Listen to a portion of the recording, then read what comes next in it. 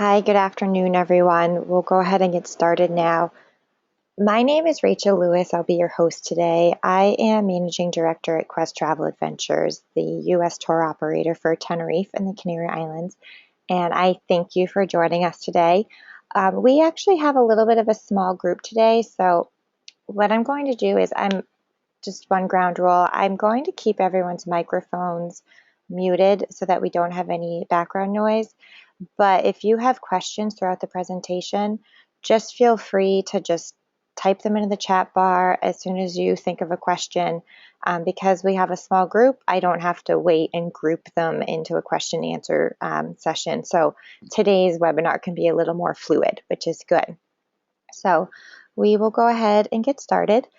So I'm going to try to keep this to about 30-35 minutes so that we can get everyone out of here on time. We'll go through where Tenerife is, how to get there, what to do when you're there. I'll answer questions throughout the presentation. And then, the bottom that says post tour, that should actually say fam trip. We are holding a fam trip October 20th through 24th of this month. A couple spots did just open up this morning. So if that is a trip that you're interested in, stick around just for the end of the presentation. I'll go through the trip in a little more detail. If you're not interested in the fam trip or you know that you're busy October 20th through the 24th, feel free to hop on or feel free to hop off. We'll have more fam trips that I can let you know about as they get started. So before we get going, you'll find throughout this presentation that Tenerife is a type of place where you can imagine yourself in 1,000 different types of destinations, all without leaving this one island.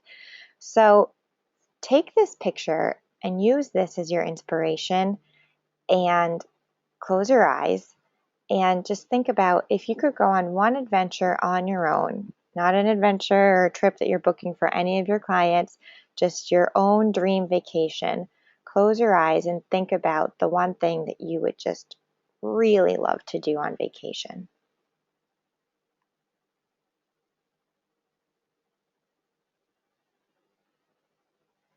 Okay, so you can open your eyes up. If your dream vacation includes outdoor activities like hiking or nature walks or lazing on the beach, experiencing different cultures or food. Maybe if you're nothing like me at all, it includes a round of golf. But if your dream vacation includes anything like that, we'll be sure to cover that on during this presentation. So first of all, the basics. Tenerife is the largest of Spain's 7 Canary Islands. And while there are 7 different islands, they each have their own tourism bureau. I work mainly with the tourism bureau for Tenerife, but I can plan travel in all of the different Canaries. So just keep that in mind. But Tenerife itself, it's the largest of the 7, both in geography and in population. To me, Tenerife looks like a little bit like a duck or like a goose. With the head up there in the north where the capital of the island is called Santa Cruz. The Canaries are located right off the coast of Morocco. Currently, there is no direct flight from the United States, but we're working directly with their tourism bureau to secure direct flights, and we do expect those to start in fall of 2016 and winter of 2017. Those will either be through United or Delta, starting with flights from the New York area, and then we'll expand to different markets from there. So right now, to get to Tenerife, you do have to connect through Europe. The easiest connection is through either Madrid or Heathrow. And then once you're there, it's just a quick flight down to the Canaries. Tenerife has 2 airports, Tenerife North and South. Those 2 airports connect to 150 European airports. So once you're in Europe, Tenerife is really, really easy to get to. So it's really easy to add on to another destination like Spain or Portugal or Morocco or something. Or once we have those direct flights, it's going to be a quick, easy getaway from the East Coast, which is really exciting. Once you're there, getting around the island is really simple. They have great infrastructure. So you can see the cable car here. There's taxis. If anyone works with group travel, the coach buses there are very nice and modern, very high quality. You know, your standard luxury 55-seater coach bus. And then for your clients that are renting cars, Driving is really easy too. You drive on the right side of the road, signage is in English and Spanish. The quality of the main road or the roads are really high quality too. I live in Boston and I'm used to terrible driving with potholes and, really kind of bad road conditions, and it's the total opposite in Tenerife. They're beautiful. So getting around the island is so easy. Biking is a really popular way to get around the island too. They say that if you're not on a hill, you're not in Tenerife. So it's really popular for cyclists wanting to do really serious elevation training. Or if you're a more casual rider, there's great just, sort of gliding trails. You can start up at the top of a hill and take a nice relaxing route that goes all the way down to the beach, which is beautiful. And then in terms of accommodations, Tenerife is really lucky in regards to the vast variety of types of properties that they have there. So for our American clients, or North American clients, we're really lucky because there's brand names that our clients are used to. So there is a Sheraton here. There is the nicest Ritz-Carlton I've ever stayed at in my life here.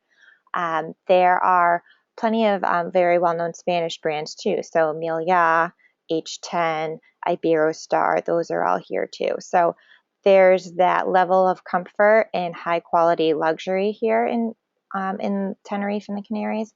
And then for those guests who are looking for a little bit of if they're a little more discerning, they're looking for a little more personalized experience, there's a whole different variety of boutique hotels. So there's a number of spa hotels. There are old castles that you can stay in. There's beach villas.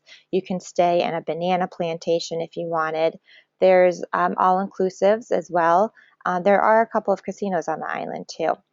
But the one thing that I do recommend you include when you're staying in Tenerife is some type of spa treatment.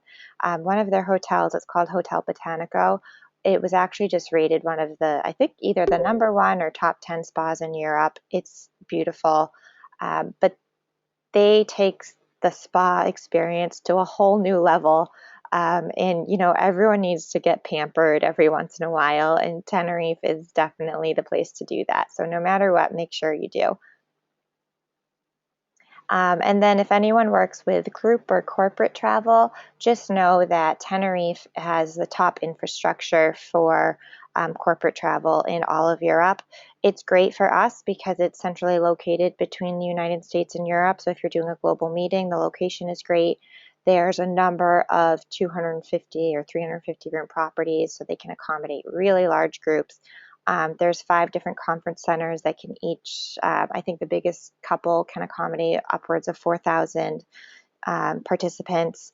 And just know that all of the hotels have really great group sales departments, and the tourism bureau is there to help you plan an event. And I can help you as well. But you're probably not going to Tenerife for the great hotels and the great roads. So let's get back into some of those adventures that I had you think about earlier. And if you didn't think about your adventure, now is the time. Maybe you'll get inspired here. So first of all, the crown jewel of Tenerife is Mount Teide. So Mount Teide, it's the 3rd largest volcano in the world. It's the highest peak in Spain. And this is really the symbol of Tenerife and the Canaries. And so you can either hike up this mountain, it's 12,000 feet or upwards of 12,000 feet. So it's a serious hike, but you can hike to the peak, or you can take the cable car to the peak. It goes almost to the peak, and then you can hike the last couple hundred meters on your own. But a phenomenon that is really special, that's what this picture is of here. This phenomenon is called the Sea of Clouds. And so every afternoon, clouds start to roll in by the trade winds, and they get sort of trapped at the mountain. And as the afternoon goes on, they build and they build and they build and they build.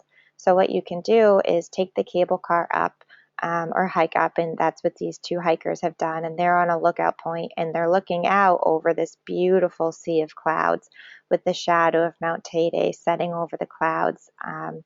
And it's absolutely stunning. It is a once of a kind, just magical spiritual experience. You can toast with a bottle of champagne at the top. And then as the sun goes down, the clouds start to just dissipate and slowly float away just as easily as they came in.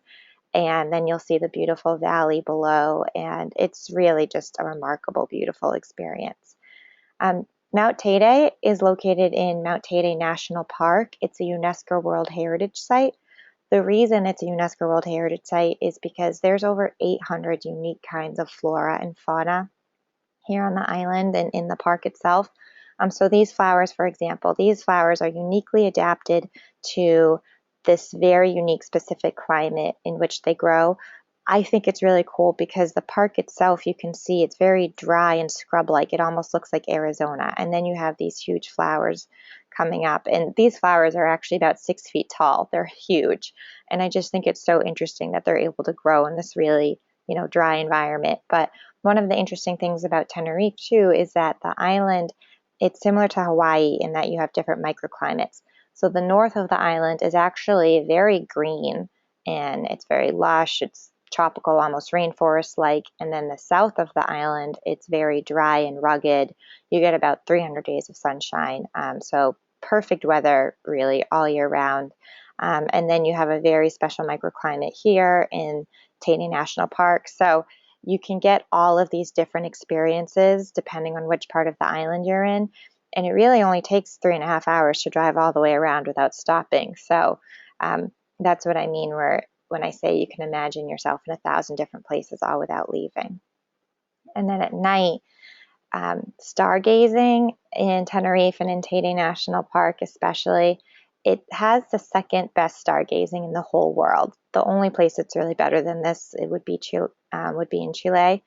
And the reason that the stargazing is so good here is that the sky is totally free and clear of pollution. You even feel it when you get off the airplane that you just immediately just feel refreshed. You can feel this, just the clean air. It just feels really great. So because of that, you have great visibility.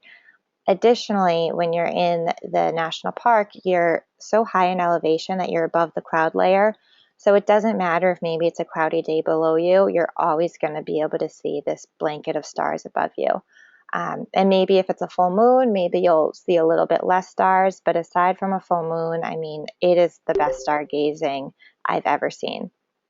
So either you can visit Mount Teide by day, you can visit Mount Teide by night, but either way, this has to be included on your Tenerife itinerary. And also, just a fun fact, Europe's version of NASA is located at Mount Teide too. So, I mean, it really is just a great place for studying stars, both for amateurs and professionals. During the day, another really fun activity that I love to do is whale and dolphin watching. Tenerife has over 21 different species of marine life that never migrate. They're there all of the time. So that means that all you have to do is just hop on a nice little casual catamaran cruise, go about 45 minutes offshore, and bottlenose dolphins and pilot whales will start coming right up to the boat and playing. There are sea turtles too. And just so that you know, with Quest Travel Adventures, the outfitters that we work with, I work with companies that have catamarans that seat about 50 passengers or so, but we never fill them they never fill them with more than 25 passengers. So there's lots of space and you're not cramped, and then you can have lunch and, cocktails out on the boat too. And the great thing is, since the whales are always there, you're never going to have to worry about having that experience where you go out all day and you bob around and you never see anything and then you just come home with a sunburn. So you're guaranteed to to spot some whales and dolphins and marine life when you're out. And there's some dolphins for you too. And then if any of your clients are true adrenaline junkies, Tenerife is definitely the place for them. So I mentioned that it's great for cyclists. Professional athletes do love to come to Tenerife to do elevation training. Aside from just all of the different changes in elevation, the other great thing is that the weather in Tenerife is perfect all year round. So it's very similar to San Diego. The average temperature is about 73 degrees. So if you're a professional athlete and you want to do year-round training, you can be outdoors at 7 in the morning or 7 at night, in the middle of the day. It doesn't matter if it's June or if it's December, you're always going to have great weather for that. And then, of course, being an island, water sports will be an integral part of most people's vacations, I would say. But just the one thing that I love is that whether you're kayaking or snorkeling, whatever it is, you'll have this beautiful dramatic backdrop behind you. So if you see, oh, someone asked me, what is the season for whales? So that's the great thing. They're there all the time. The whales never migrate. So there is no actual whale season. And most of the whales that you'll see, they're called pilot whales, and they're very little. They're actually about the size of dolphins, but they're super cute, and they're there all of the time. So you don't have to worry about, timing your vacation around that, which is fun. You're always going to see them. So getting back to the water sports, you'll always have this dramatic background behind you. So what you're seeing, these rocks that you're seeing on the right, these are actually huge 600-meter tall cliffs. They're called Los Gigantes, which is Spanish for the giants. And they're these huge cliffs just soaring out of the water. You can even go scuba diving off of these cliff walls. So you're actually really scuba diving down along volcano walls, which is pretty interesting, I think, for most people and different for most divers. But really, whether you're out on a whale watch or sailing or whatever it is that you're doing, it's beautiful wherever you are. And then if your clients are a little maybe less adrenaline inclined, there's lots of activities for them too. So it's great for hiking, great for nature walks. So these pictures are taken from the north of the island, and if you compare this to Mount Teide National Park, which is located in the center, a little bit of the south of the island, now you can start to see the variety in landscape. So what I love about this picture is you have the photographer, and then in the foreground you have these big giant ferns, and this is to scale. It's not any, picture magic or anything like that. So you have this, really kind of prehistoric Jurassic Park like jungles, so I think that hiking in these forests is just a really, really beautiful, just really nice way to connect with nature. I am not a golfer myself, but you should know that Tenerife has some of the top golf in Europe. They have 8 different world-class courses. What I like about them is that the courses do all incorporate the local landscape into their design, or I guess like the local geography. This course, you can see that little rock wall that's on the left. This course was actually built on an old banana plantation. Tourism itself makes up about 60% of the economy in Tenerife, and agriculture is right behind that, with bananas being their #1 export. And so this course was built on an old banana plantation. You'll see remnants of that. And then this one, you see they've incorporated kind of the black sand, the black volcanic sand.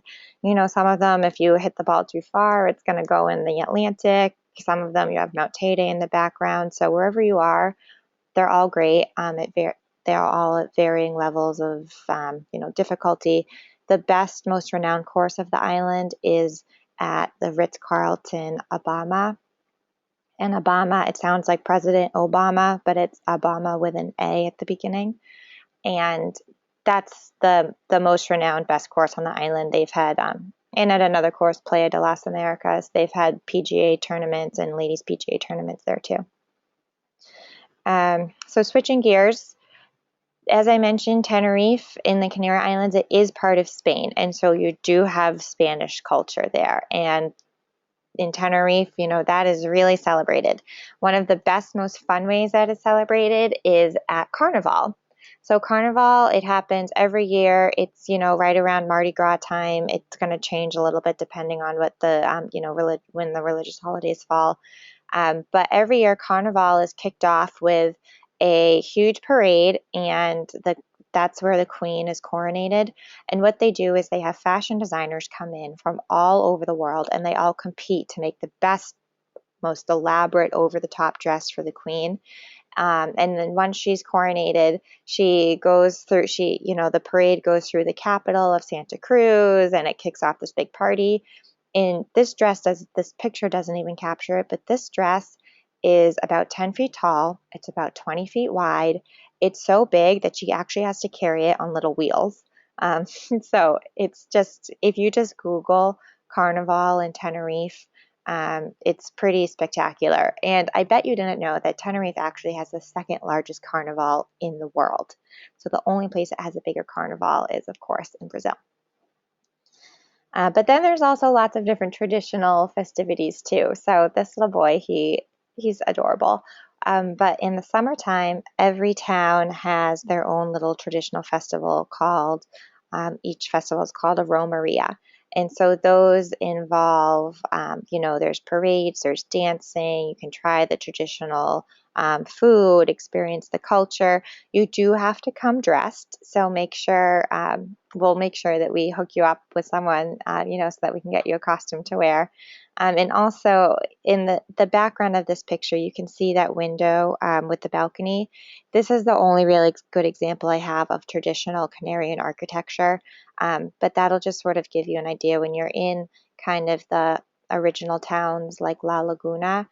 They have this really nice, quaint, like Spanish colonial feel, with a kind of Canarian twist. So the architecture is really nice. And then getting into, I guess, on the total opposite side of architecture, this is the Symphony Hall, designed by Aidan Martin. And there's actually a number of this is designed by Santiago Calatrava, my apologies. There's a number of different examples of contemporary architecture in Tenerife as well. So if your clients do have a particular interest in contemporary architecture, Tenerife is actually a wonderful place for them to come and visit. And then for those looking for sort of a more traditional experience where they can wander through the old towns, there's lots of, great little towns like that too. This Symphony Hall is located in the capital of Santa Cruz. There's also a great natural history museum there, which celebrates the Guanches people, and they were the original the original inhabitants of Tenerife before the Canary Islands were what's the word that I'm looking for? I guess taken over by the Spanish in the 1400s. And then this is my favorite part of the presentation because I love food. I wish I had a better picture to capture it, but I'll go through quickly what you're looking at. So on the right side, just some cheese. The cheese in the Canaries is great, and the Global Goat Cheese Championships, or the World Goat Cheese Championships, were just held on the island of Gran Canaria last year. So it really is a center for great goat cheese and cheese in general. In the middle, you're seeing some honey. And the thing that is great about their honey there is that I mentioned they have 800 different kinds of unique flora and fauna. Well, because of all of the different unique types of flowers that they have in Tenerife, that lends a very special, different taste to the honey. And then on the left, which this sort of looks like flour, this is actually ground up cereals like wheat and corn. And this is a really, really ancient, product called gofio. And gofio, it's really nutrient rich. You can take a spoonful and mix it into your milk in the morning. That's what parents like to have their kids do, and it makes them big and strong. And it's kind of like, the super traditional Canarian version of carnation instant breakfast. But you can also, still today, you can mix this into granola bars. A lot of the agricultural workers will do that and kind of make a granola bar to take to work with them. And now contemporary chefs are actually including gofio. They're sort of starting to incorporate this into some more contemporary dishes too. So that's a very, very, traditional aspect of the food in Tenerife. In terms of dining, there's a whole different variety. So there's great different alfresco restaurants like this. In the old capital of the island, which is called La Laguna. La Laguna is also a UNESCO World Heritage Site. That town actually, the footprint of La Laguna is sort of the blueprint for a lot of South American towns too. So you'll see some similarities if you've been to South America, and if you go to La Laguna, you'll notice that they can feel the same a little bit. But La Laguna has great tapas restaurants. There's also there's 2 different Michelin star rated restaurants in Tenerife too. So whether your guests are super luxury, super high end upmarket, they can have Michelin star rated dining, and then there's, everything in between down to, really casual dining too. The food itself, it's Spanish food. There's a little bit of a Moroccan influence. There's a little bit of a South American influence. This dish that you're looking at, this is a braised pork dish. Another thing that you must try when you're there are these sauces called mojo. And mojo is really sort of the king of Canarian cuisine. And you can have red mojo or green mojo, and you dip these little potatoes that they're called wrinkled potatoes, which are only grown in Tenerife and in the Canary Islands. You dip these little potatoes in the sauce, and they melt in your mouth, and it's absolutely delicious. And then in terms of the wine, the wine in Tenerife is world class, and they're really lucky because in Europe, way back, a lot of the vines got wiped out by disease, and the phylloxera fungus sort of killed off a lot of the vines. Because the Canaries are out in the Atlantic Ocean, they were spared from that. So they have a lot of ancient varietals and a lot of different types of grapes that are only grown in Tenerife and that are uniquely adapted to this specific climate. But the wine's delicious. It's very hard to get in the States. So if you go there and you try it and you like it, definitely bring some home with you. My favorite activity, or one of my favorite activities, is to go to one of the vineyards. My favorite is called Bodegas Monje, and you go to the vineyard and have a tasting, try the wine, tour, and then they do a mojo sauce making workshop. So then you can have lunch there and make the mojo and eat that with your lunch, and it's just a super fun day. It's relaxing. You'll feel like you're in Italy, but you're in Tenerife and it's beautiful. And a fun fact is that John Hancock was drinking wine from Tenerife when he signed the Declaration of Independence. So don't take my word for it if you don't want. Take his. The wine's delicious. I normally would show a video, but I'm going to skip that. But just in summary, the way I like to sum Tenerife up quickly is just that think Hawaii in terms of all different climates and geography. San Diego in that it's perfect 73-degree year-round weather, and then Spain. So you have Spain culture, sophistication, and security all in this one place.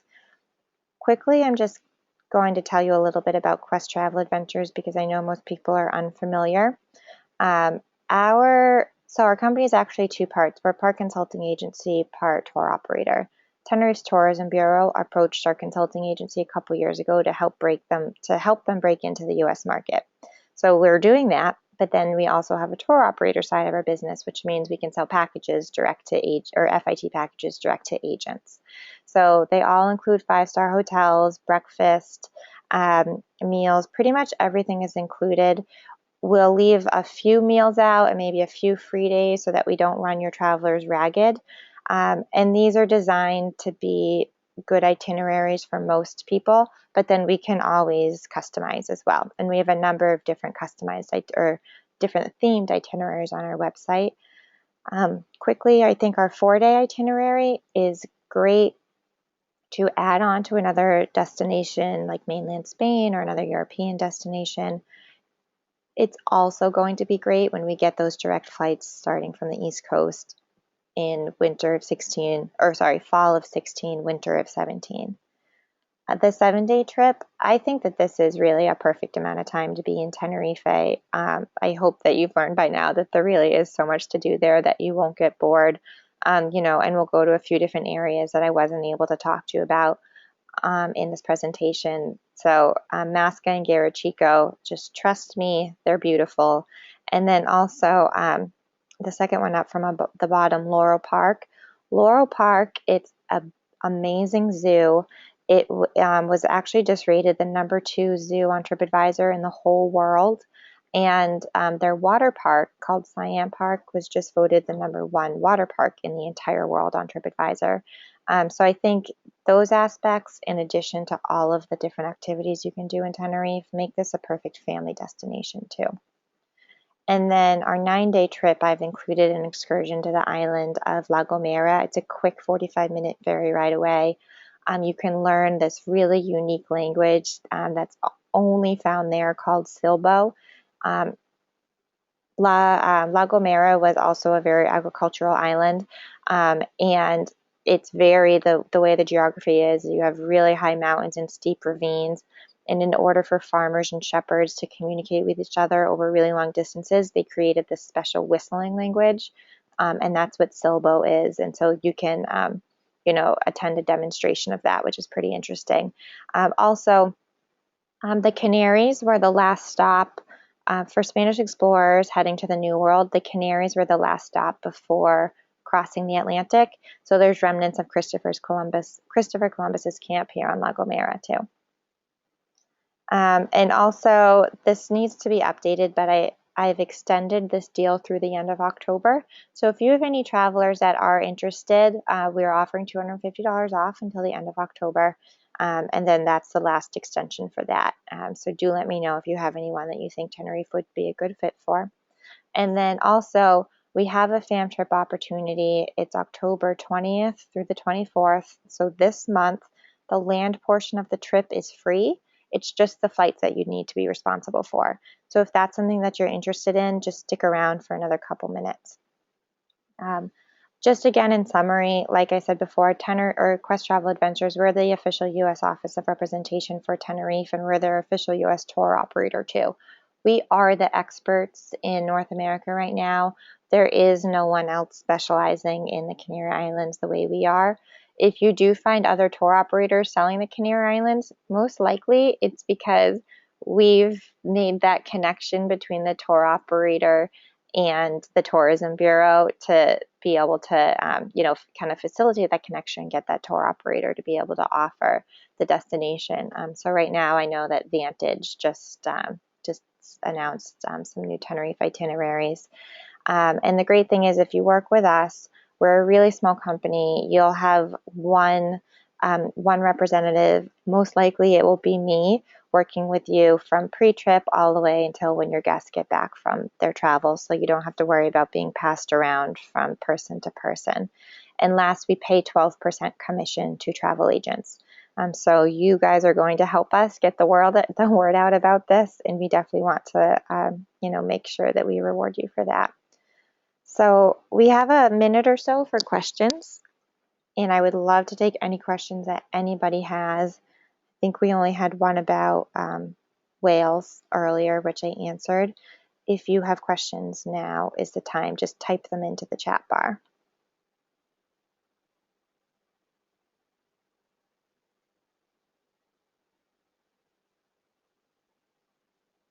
All right, well, it looks like we don't have any for right now. What I'll do is I'll send around a summary email. Oh, and let's see, I just did get one question. When do you need to arrive and where for the FAM? So you would need to arrive on the arrive by the 20th, so depart on the 19th, arrive on the 20th. And then, I'm sorry, I'm still reading this question. And then you would arrive, and then I'll give more information about the airports and the FAM trip portion of this. And then another question about commission. Is the 12% commission on Quest packages or to Tenerife? So right now, our Quest packages that we can offer commission on are just to Tenerife and the Canary Islands and the Canary Islands in general. Sometimes I actually have put together a number of customized shore excursions for passengers doing Portugal, the Azores, Madeira, Morocco, Spain. So we can also do shore excursions too, and we pay commission on those. The other type of travel that we offer is river cruising, but it's a part of the business that I don't work with at all. And we actually wouldn't pay commission on that part of the business. So this would just be our land tour option.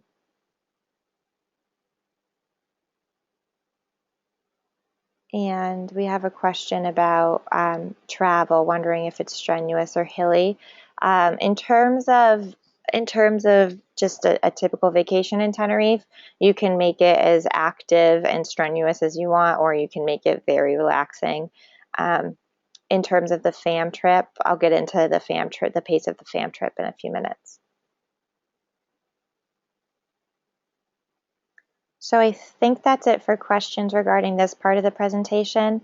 If you have questions, feel free to call me or email me. I will send around I'll send around a summary email, and I will include the itinerary for the fam trip if you're interested.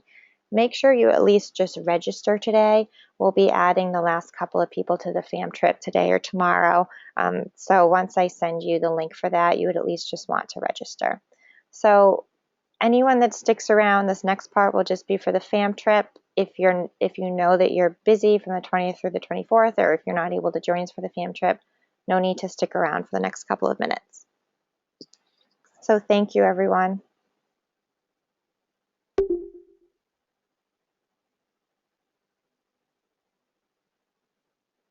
All right, so now I'll just hop into the fam trip quickly. So this itinerary that I have here, this is actually backwards from, what I'll tell you now is the reverse of the actual itinerary. I will send you the PDF of the actual itinerary and the registration information. All the activities are the same, just know that it's reversed. So first what we'll do is arrive in Tenerife, and then we'll all have a big welcome dinner together. And then we'll visit the city of La Laguna. So La Laguna is the town that I mentioned, which is the old capital of the island. It is a UNESCO World Heritage Site. To me, La Laguna feels a little bit like, it feels kind of like old San Juan. And then in that same area, we'll be able to visit Laurel Park. So Laurel Park, I mentioned, it's the #2 zoo in the whole world. Loro is the Spanish word for parrot. This was originally started as a parrot sanctuary. So there's a huge part of the zoo that is parrot sanctuary, but then it's parrot sanctuary, it's zoo, it's aquarium. There's this Sea World part of the park. So we'll be whizzing through it in a couple of hours, but for your families that you're sending to Tenerife, they would want to plan a whole day for this. And then we'll also be getting to visit my favorite vineyard, Bodegas Monje. We'll have lunch and a tour there, and we'll learn how to make mojo sauce. So this is one of my favorite parts of the itinerary. And then we'll also get to see Siam Park. So this is the #1 water park in the whole world. We're just doing a site visit. During the site visit, we won't have time to get in the water and play, but there may be a little bit of time to come back on your own if you're interested. But Siam is designed to look like the ancient mystical kingdom of Siam Park. So it's very green and lush. It's just different than, any water park that I've ever been to. And Siam Park and Laurel Park, they're both owned by the same family. And there's just a really heightened, elevated sense of quality here. You'll never see any sort of like leaves or foliage out of place. There's not a single piece of trash that you can find anywhere. I mean, they really are just perfectly kept and really fun. Los Gigantes, so this is a great picture of the cliffs that I mentioned. We'll be able to go out and do a whale watch, and you'll see these cliffs while we're out there. So we will spend some time out on the whale watch. We'll have a boat just to ourselves, I believe, and have some nice like tapas style snacks and cocktails. And you'll see the whales and the dolphins are going to come right up to the boat and play. It's so fun. And then we'll cap the trip off. Our very last night of the trip will be stargazing at Mount Teide. And we'll be able to, what we'll do, we'll probably depart the hotel around 5 o'clock or so. Sort of weave our way through the park, because it's sort of a lot of S-turns because you are changing elevation so much. And then once we get in, we'll stop. We'll have a few different photo opportunities, and then we'll go in and have dinner in the park. And then once we're out of dinner, then we can come out and stargaze. We'll have access to telescopes as well, so that you can take a look at the stars through that, which is interesting. The last time I was there, they taught me how to do some celestial navigation, which I thought was really cool. So this is, to me, the most special night of the whole fam. And then on day 5, on the 24th, this is when we'll depart for home. So just as a reminder, it's the 20th or the 24th. The trip itself the land portion is free. It's sponsored by the Tourism Bureau. and then it's just flights that you're responsible for. The days themselves will be pretty long days. There's a lot packed in. Not a lot of like hiking per se. And maybe a good amount of walking, but we will be moving around the island by van, so it's not completely strenuous in terms of physical activity, I would say, but it can be a little strenuous just in terms of the days will be long. Just be ready for that. Um, Everything is covered, so every meal is covered, all the excursions, you'll have guides with us, the hotels. The two hotels that we're staying at, we'll be starting out at the Ritz-Carlton Abama for the first 2 nights. So like I said, nicest Ritz-Carlton I've ever stayed at. And then the next 2 nights we'll be staying at Hotel Botanico. Hotel Botanico is one of the top spas in Europe. And this property is actually owned by the same family that owns Siam Park and Laurel Park. Um, so we'll be getting the whole family experience with them. But the Hotel Botanico is beautiful. Um, and I think that's, oh yes, someone just asked if you can add a pre-night. You definitely can. I will email you information if you're interested. We have some negotiated rates at both the Ritz-Carlton and the Hotel Botanico. So you can arrange a stay ahead or a stay behind if you like. We will be providing airport transfers for anyone that does a stay behind. Or I'm not sure why, but the Tourism Bureau is not able to provide transfers for anyone that's doing a stay ahead. So if you arrive on the actual arrival day, we'll make sure that we pick you up at the airport. And then no matter when you're departing, whether it's on the last day of the FAM or if you're doing a stay behind, we can include airport transfers for you at that time as well. And so the two airports, there are two airports in Tenerife, Tenerife North and Tenerife South. If you want to search both of them at the same time, you can search the airport code TCI. So that's T as in Tom, C as in cat, I as in igloo.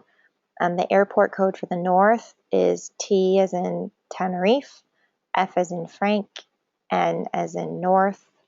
And then the airport code for Tenerife South is T as in Tenerife, F as in Frank, S as in south. So there's Tenerife North, Tenerife South, and to search both of them, you can search TCI. Ideally, you would want to arrive into Tenerife South because we're starting in the south of the island and depart from Tenerife North. That being said, everyone that has booked their flight so far, everyone is flying in and out of Tenerife North just because that was what they were able to find. Flights that kind of had the best flight itineraries and the best rates and fares. So if you fly into Tenerife North or in and out of Tenerife North for both, that's fine. It doesn't really matter to us which one you fly into. We'll make sure to pick you up at either one. But ideally, you would arrive at Tenerife South and depart from Tenerife North. But again, wherever you can get the best rate works for us. And I'll send around the registration form today if this is something that you're interested in.